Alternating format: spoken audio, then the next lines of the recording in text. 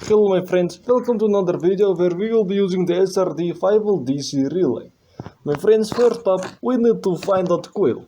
So if you look at this diagram, the coil will be between one of these two pins.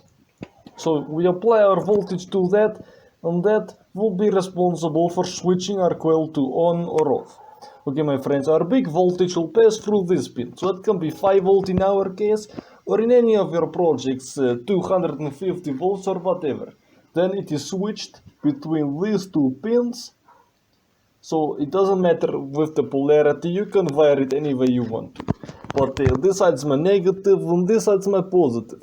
Okay my friends, so now that our big voltage is coming over here, it will be switched between these 2 points when the coil is turned on or off. So it will turn on the green or the red LED. So power will flow through and the coil will be turning on one of those 2 LEDs.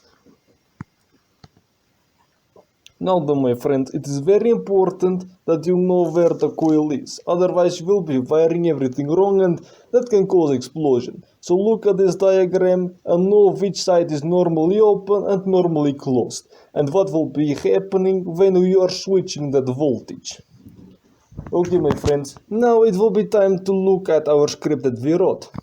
So we are doing a pin mode at pin 7 and then we are turning pin 7 high and low just to turn on that coil and turn it off so that you can see how the switching is taking place.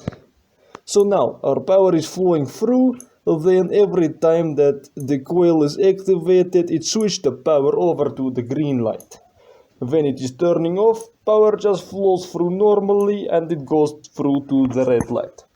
Okay my friends, I hope you liked this video. If you do, please subscribe and give us a thumbs up and tell me in the comment section what you think about this video.